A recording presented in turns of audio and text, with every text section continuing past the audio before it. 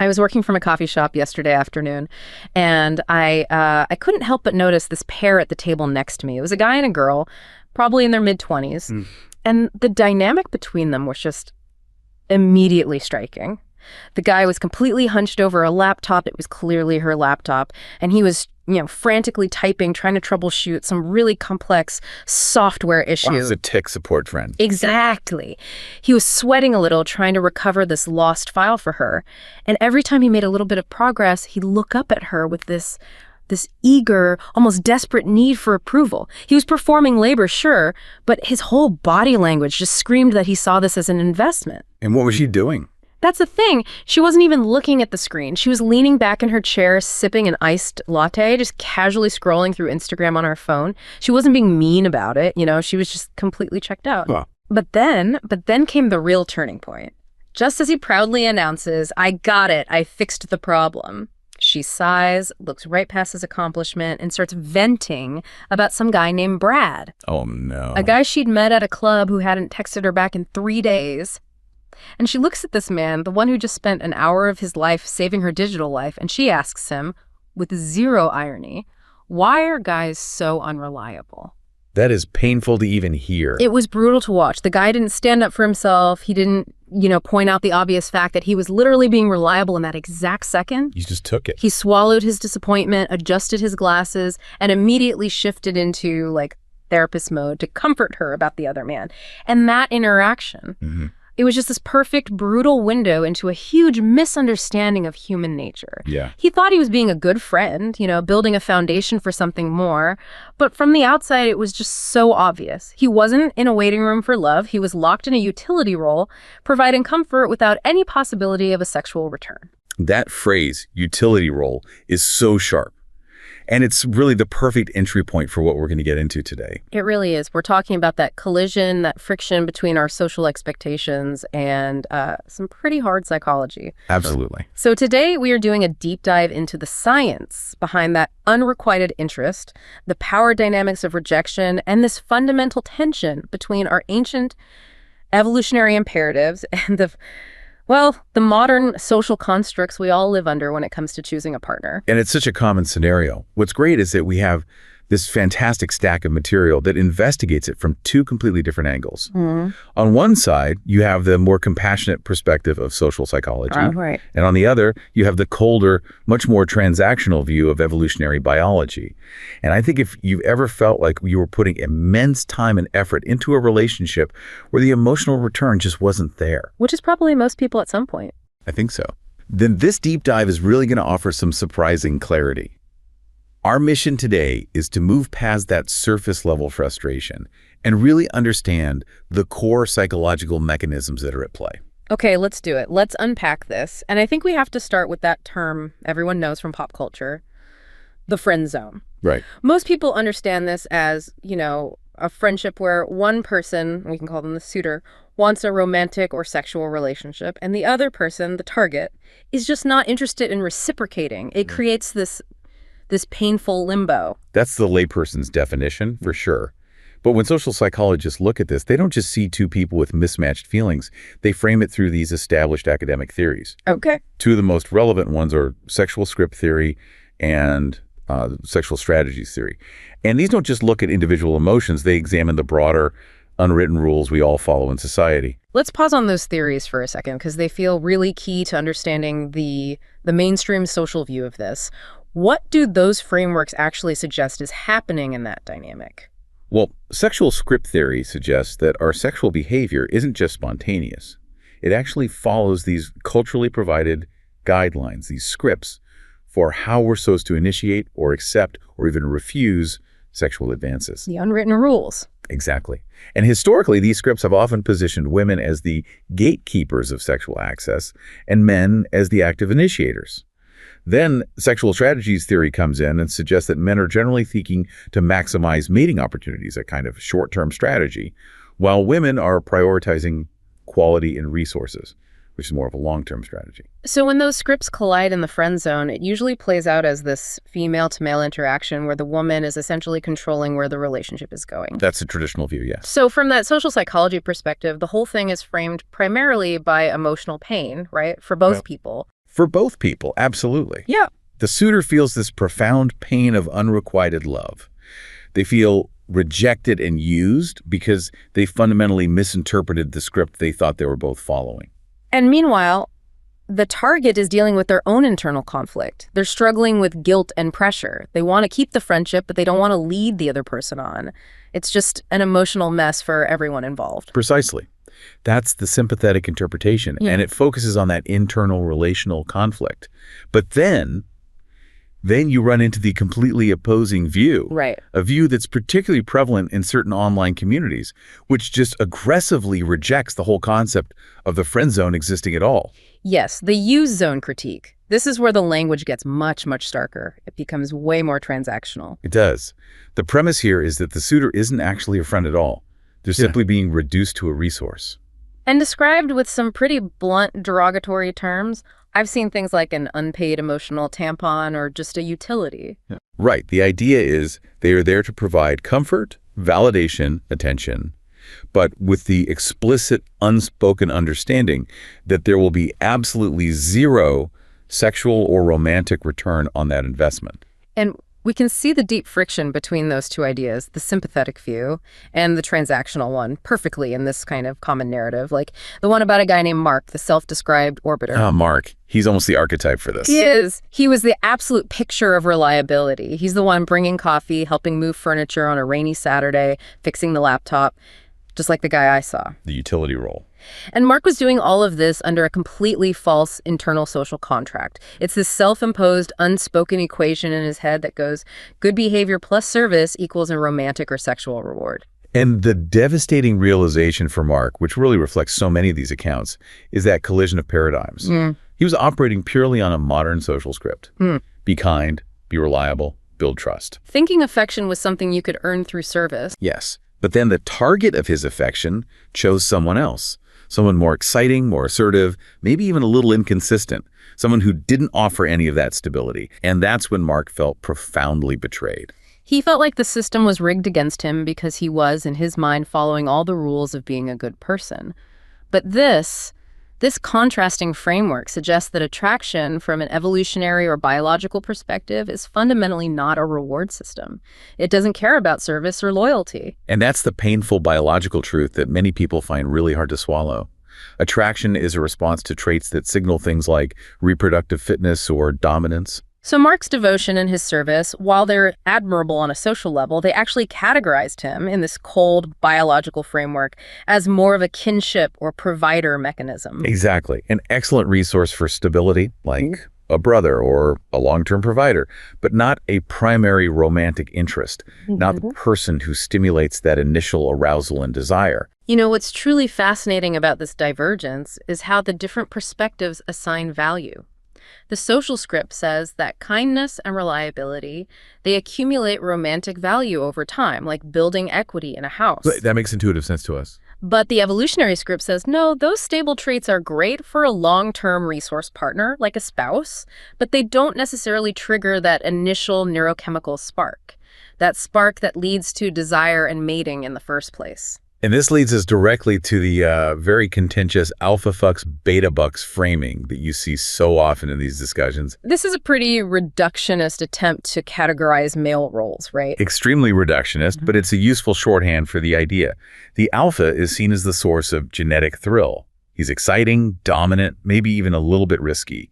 He's the one providing that raw evolutionary signal of strong genes. And the beta, on the other hand, is the source of stability and resources. The provider.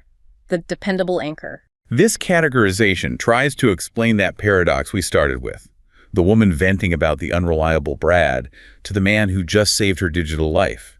It suggests she's unconsciously running two different strategies at the same time. So she's seeking the best genes from the alpha for procreation and the best long-term support from the beta for resource provision. That's the argument. And this dynamic brings us right to the core psychological tension, this paradox of irrational rationality. Okay, what do you mean by that? A woman may consciously list all of a nice guy's qualities and genuinely say something like, I wish I could just fall for a guy like you. Her conscious, logical mind acknowledges and truly desires those stable, kind traits for a long-term relationship. Her subconscious biology, the part of her brain that controls primal arousal and attraction, is following a different, much older script. A much older script. Attraction is this complex cocktail of neurochemical responses, subconscious cues, emotional resonance. It's not a logical equation you can solve. And this primal instinct, this biological imperative, it always overrules nurture or social programming when it comes to that initial desire. You can't reason your way or serve your way into someone else's desire. You really can't. And this tension, where the female ultimately determines the conditions of the sexual relationship, was actually summarized almost a century ago in this anthropological observation known as Briffault's law. Let's delve into that. What specific mechanism did Robert Briffault propose way back in 1927? Well, Briffault's central argument was that the female determines all the conditions of the family unit because she controls sexual access. Okay. He proposed that because the female controls that essential resource, her reproductive capacity and sex itself, she can essentially force the male to commit resources, stability, and protection as a precondition for getting that access. So in essence, men have to provide for security and stability just to enter the reproductive market. That was his argument. Now, that sounds incredibly reductionist, and we have to be really careful with these historical observations. Absolutely. It's crucial to note this is an anthropological observation from nearly a century ago, and it's widely criticized by modern sociologists. For what reasons, specifically? Well, modern critiques label it reductionist, obviously, because it simplifies all human relationships down to this transactional mating game. It's also inherently heteronormative, so it fails to account for any other kind of relationship structure. And I'm guessing it doesn't have a lot of hard data behind it? Most importantly, yes. It lacks rigorous scientific validation in the context of modern complex human relationships where, men also exercise significant choice and women often have their own economic resources. Right. So if we were to synthesize this first part, the core conflict is really this. The suitor, like the man in the coffee shop, is operating on a social contract that suggests service equals love.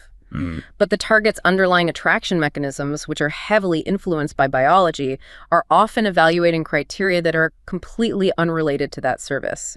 It's a fundamental lack of perspective on the suitor's part about what the true currency of attraction even is. And that lack of understanding is where the pain of unrequited interest really starts to set in. Okay, so that sets the stage perfectly. Let's dig deeper into the actual science of mate selection now. All right, let's unpack this further by diving into the core of human mate selection theory. Because to truly understand attraction, we have to recognize that it's not just one thing. A really comprehensive model requires us to investigate two main competing theoretical approaches at the same time. And those are? The evolutionary perspective and the social structural perspective. I see. So the evolutionary perspective, that frames mate selection as being driven by evolved dispositions and these specific cognitive mechanisms. It's our subconscious wiring that developed in our primeval environments. Exactly. The behaviors and choices that helped our ancestors survive and reproduce way back when still influence how we assess potential mates today. They're adaptive mechanisms. In contrast, the social structural perspective argues that mate selection is driven more by cultural exchange, by economic reality, and by society's dictated gender roles and expectations. Right. It's less about the ancient wiring and much more about maximizing your resources within the constraints of the society, the culture, and the economy you're living in right now. Let's start with the biology, because that feels like the immutable foundation here. The fundamental engine of that evolutionary approach is Triver's parental investment model, which was proposed back in 1972. It is. So, in the simplest terms, what does Triver's model say about the differences in male and female investment? In plain English, Triver suggested that the sex that invests more physical resources in the offspring will be the choosier sex. It really just boils down to physiological resource allocation. Yeah, okay. So female investment is extensive. It's 9 months of pregnancy, the risks of childbirth, initial lactation. This massive biological commitment leads women to seek mates who possess characteristics indicating resources and support. Things like earning capacity, social dominance. And willingness to share those resources. Yeah. All things that are essential for securing the survival of their offspring. And the male investment is quantitatively different. Beyond the initial act of conception, men historically invested fewer physiological resources. Right, so their investment focuses on maximizing mating opportunities and selectively seeking out cues related to fertility and physical qualities. like youth, and the physical potential to successfully bear children. This differentiation then leads to these specific cross-cultural trait preferences that we see in the research. It does. Research has documented that men consistently place a significantly higher value on physical attractiveness across all 37 cultures studied in one landmark piece of research. And they're selecting for specific cues, right? Cues of health and fertility. Yes. Things like neonate features, large eyes, a small nose combined with maturity features like prominent cheekbones, and of course the famous 0.7 waist-to-hip ratio. The WHR.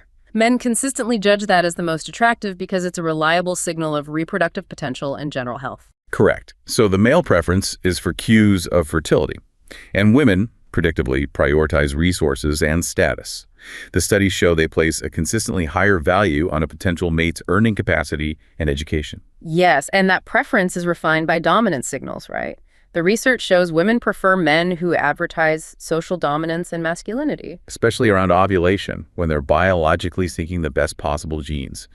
But, and this is the critical anti-fatalistic nuance that so often gets missed, this attraction is often strongly moderated by altruistic or pro-social behaviors. So a willingness to share those resources. Exactly. The research suggests that nice guys don't necessarily finish last if they're also dominant and successful. They provide the best of both worlds, strong genes and shared resources. That gives me some hope, but let me challenge this evolutionary model for a second.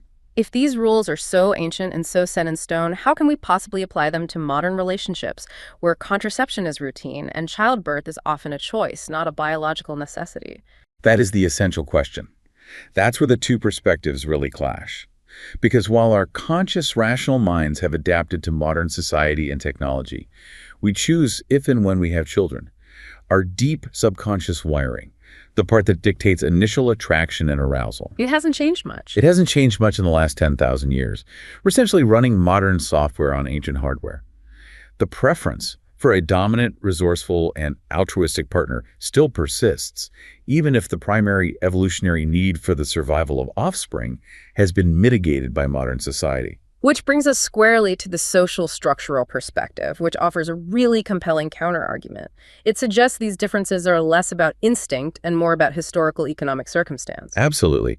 The social structural perspective is often framed in terms of marketable exchange. The argument is that, historically, women were delegated to social and economic roles that gave them less independent power and less direct access to resources. So to maximize their well-being and security, they had to seek those qualities, wealth, status, in their mates. They effectively exchanged their own commodities, things like physical beauty and fertility, for that external resource access. That makes perfect sense. If I live in a society where my economic survival depends on my partner's status, of course I'm going to prioritize status. Not because of some prehistoric drive, but because of a current rational necessity. The structure of society dictates the preference. And we have supporting research for this theory. It comes from studies of both heterosexual and homosexual couples, which demonstrated that the gender of the partner being evaluated significantly affected their mate preferences. And why is that significant? Well, if mate selection were purely biological, the same preferences should hold regardless of whether your partner is male or female. But since the preferences changed based on the sex of the partner, it strongly suggests that cultural and societal expectations about gender roles heavily influence what characteristics we look for. Okay, now let's pivot to the most controversial term in this whole discussion. Hypergamy. The drive to mate with the highest status partner available. This is where the biology and the economics collide violently, and it leads us directly to the painful experience of a man named David. David's story is such a stark illustration of how economic shifts can completely destabilize a relationship, regardless of the initial affection. He was the senior architect, the established, high-earning provider. Right. And when his career dipped into a lower-paying consulting gig and his wife's career skyrocketed to a VP position, the entire dynamic just shattered. He lost his social status within the relationship. And David felt that loss of respect so keenly. He believed the marriage failed because his wife was just following a biological drive to trade up. And this narrative, it sparks the core question. Was David's divorce purely driven by biology and ingrained universal hypergamy? Or was it the predictable weight of changing economic roles and the resulting shift in their specific household power balance? The scientific data on hypergamy is remarkably complex. It's far from settled, and it offers conflicting evidence that really forces us to be nuanced here. Okay, so on the one hand, what's the evidence for it? On the one hand, data shows that the trend for women to marry men with higher incomes endured between 1980 and 2012. That suggests a persistent preference for male resource provision. Okay.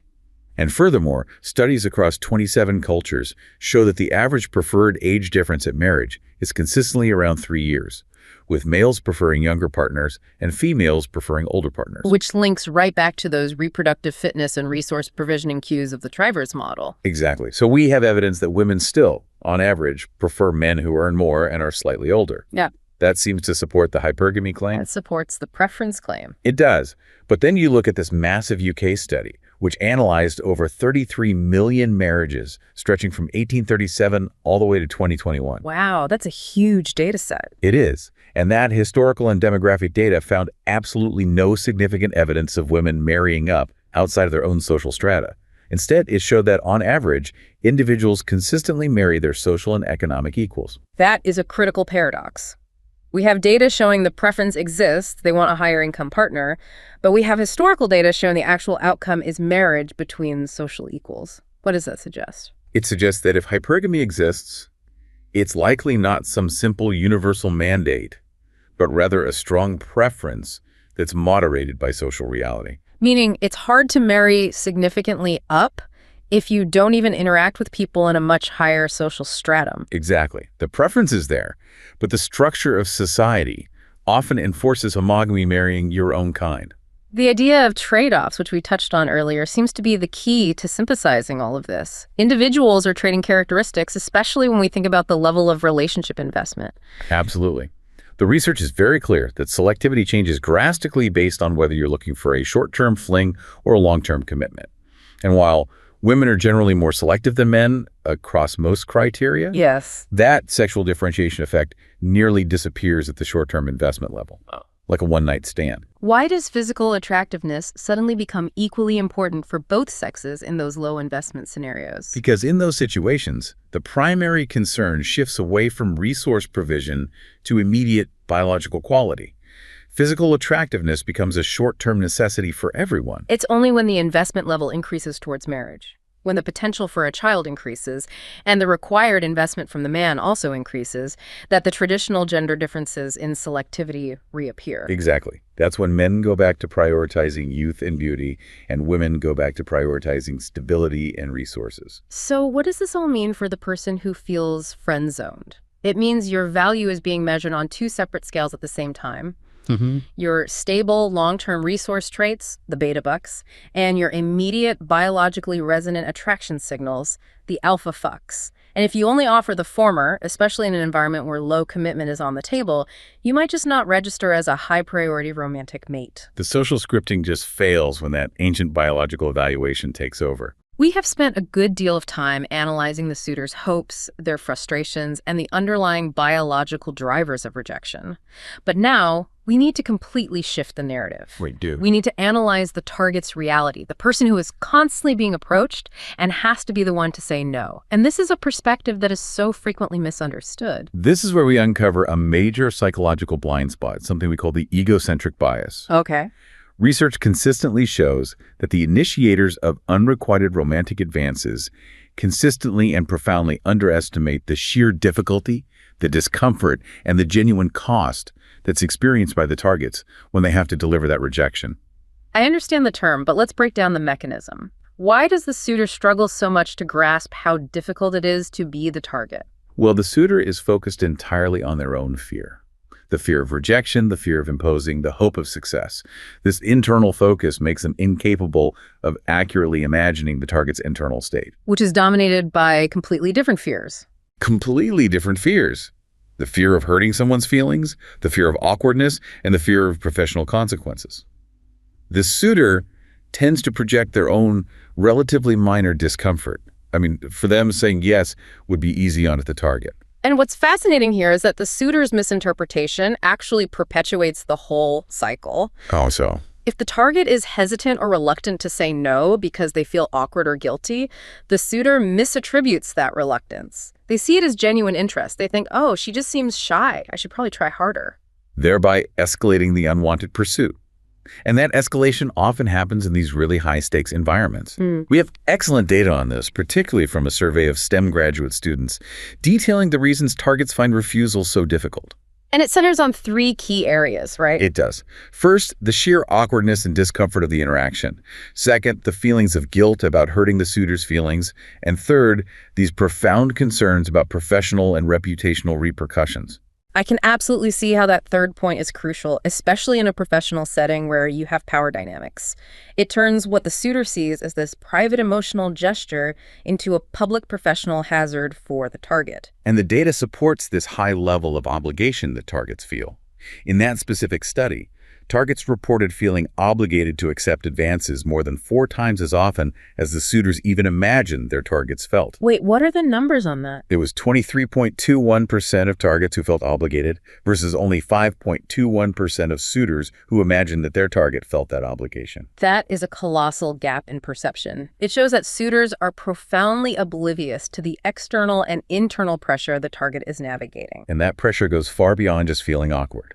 Let's detail the downstream behavioral impact, especially in those high-stakes academic or professional environments like STEM. The consequences are measurable, and they are severe. Okay. When targets experienced this unwanted romantic pursuit, they reported engaging in significantly more coping mechanisms and avoidance behaviors. Like what? They tried to avoid the suitor, they avoided the suitor's friends, they often changed their routes around the office or campus. But the real systemic cost comes in the form of negative productivity-related behaviors. How does that actually manifest in the workplace? Targets reported having trouble focusing on their technical work. They spent significant energy just thinking about the unwanted advance. And they made active decisions to turn down projects or collaborations with the suitor just to avoid interaction. So their professional life suffers directly because of the energy they have to invest just to manage the discomfort of the advance. And most seriously, this leads to retention-related behaviors. Meaning they leave. Exactly. Targets reported considering switching labs, switching academic advisors, or even considering switching careers entirely because of the persistent, unwanted attention. And this disproportionately affects women in those fields who are already facing headwinds. It does. The data showed a really stark gender difference here. Women were more than twice as likely to report being the target of unwanted romantic pursuit than men were. What were the percentages? It was 33% of women compared to 14.1% of men. 1 in 3 women. That is a massive indictment of this egocentric bias. If 1 in 3 women in crucial fields like STEM are experiencing unwanted romantic pursuit, and that pursuit is driving them to consider changing their career path, that's a huge drain on human capital. It is.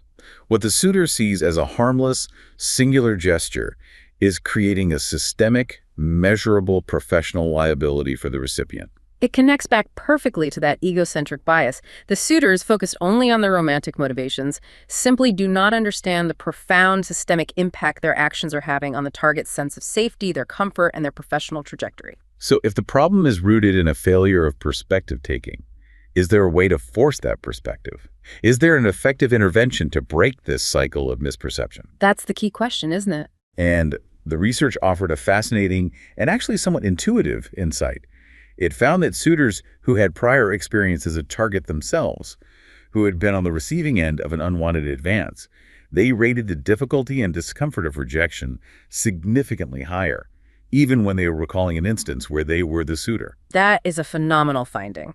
It suggests that lived experience as the recipient of an unwanted advance is a powerful corrective mechanism for the egocentric bias. It's almost as if empathy, in this context, has to be learned through emotional experience rather than just intellectual understanding. You can't truly understand the discomfort until you've been forced to swallow that awkwardness and guilt yourself. It implies that the solution for men stuck in that suitor role isn't necessarily more information about the biology of attraction, but genuine radical perspective-taking and empathy.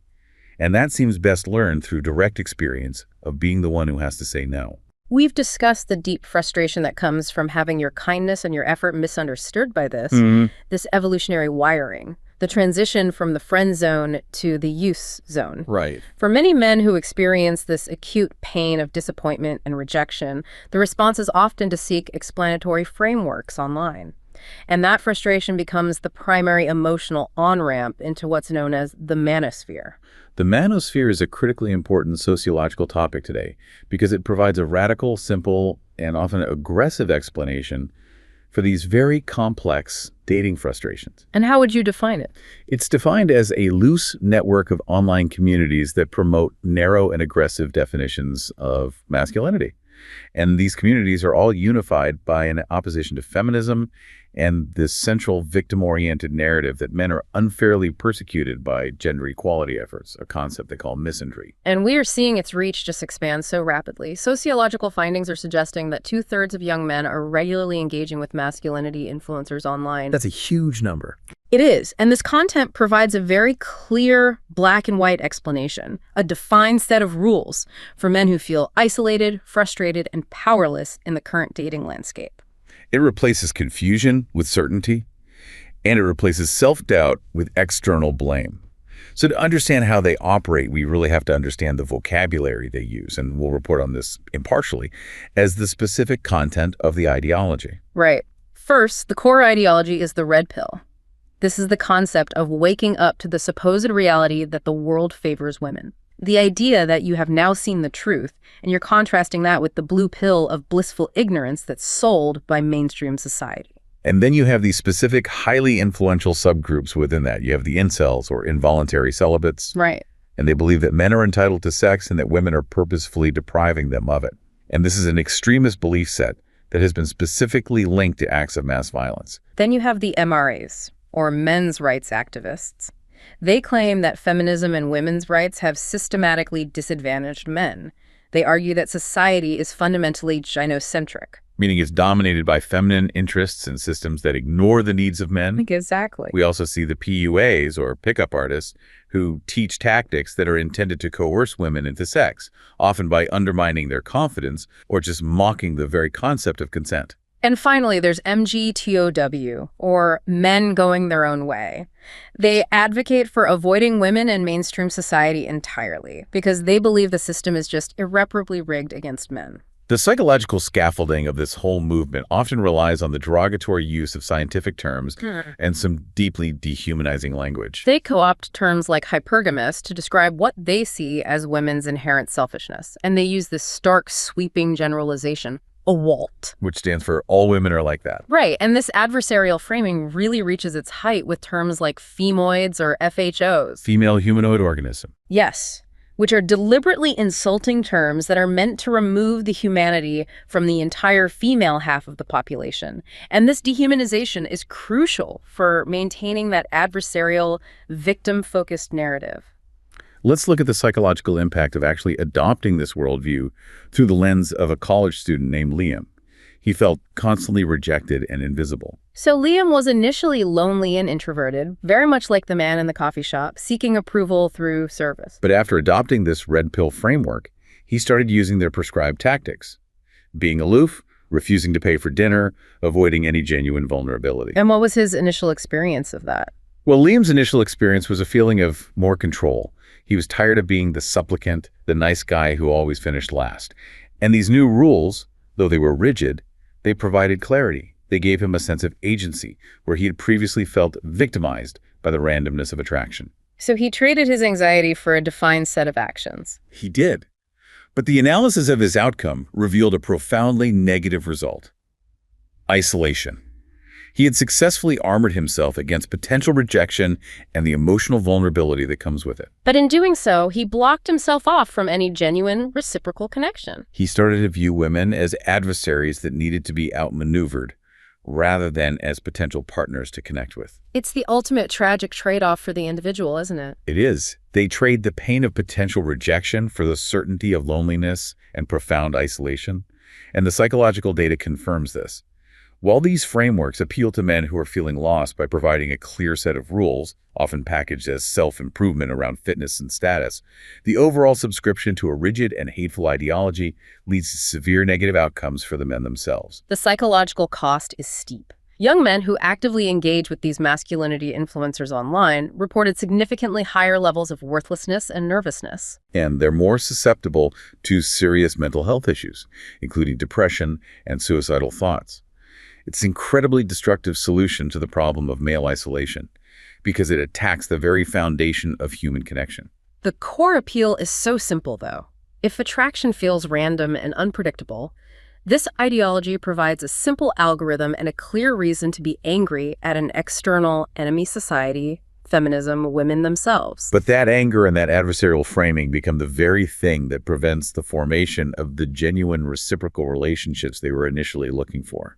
It seems like the solution they're offering, this algorithm of aloofness and transactional behavior, it's designed to avoid the pain of the use zone, but instead it just creates this personal desert of emotional unavailability. The sociological findings are clear. This ecosystem spreads harmful misinformation, it creates a chronic sense of being perpetually victimized, and it promotes behaviors that directly lead to negative mental health outcomes for the men who adopt them, even as it promises them power and control. This entire deep dive has brought us back to one central, painful conflict. Why are relationships so difficult, and why does effort so often go unrewarded? The answer seems to be that modern relationship struggles stem from the continuous collision of two massive forces operating on completely different timescales. On one side, you have the ancient evolutionary instincts. You have Travers' parental investment model, the seeking of dominant signals, the raw biology of attraction. These are the powerful subconscious imperatives that dictate initial desire, and they often ignore polite social contracts. And on the other side, you have our fluid, complex social structures. You have changing gender roles, economic factors, the sheer societal pressure on men to define their worth by their status, and the pressure on women to navigate both the biological and the social landscape of mate selection. And compounding all of this is that fundamental cognitive failure of the human brain, the egocentric bias. It prevents suitors from truly understanding the massive difficulty and professional discomfort their targets experience when rejecting an unwanted advance. And this bias just maintains the cycle of unwanted pursuit. The person stuck in the friend zone is caught at this precise intersection. They're trying to apply a social behavioral solution, be nice, provide service, to a problem that's governed by subconscious biological criteria attraction, while at the same time failing to recognize the cost their pursuit is inflicting on the target. For the person seeking to improve their relationships, true success seems to lie not in trying to perform services to earn affection, but in cultivating genuine intrinsic value and radical perspective. Focusing on self-improvement, your health, your competence, your success, that is positive advice. But adopting an adversarial and hateful framework to manage rejection, as we saw with Liam, is what risks trading the temporary pain of rejection for the profound, corrosive certainty of isolation. The deepest gap in understanding relationship dynamics may not even be between men and women, but between our conscious intent, the logical desire for a good, stable partner, and that subconscious, ancient imperative that dictates initial desire.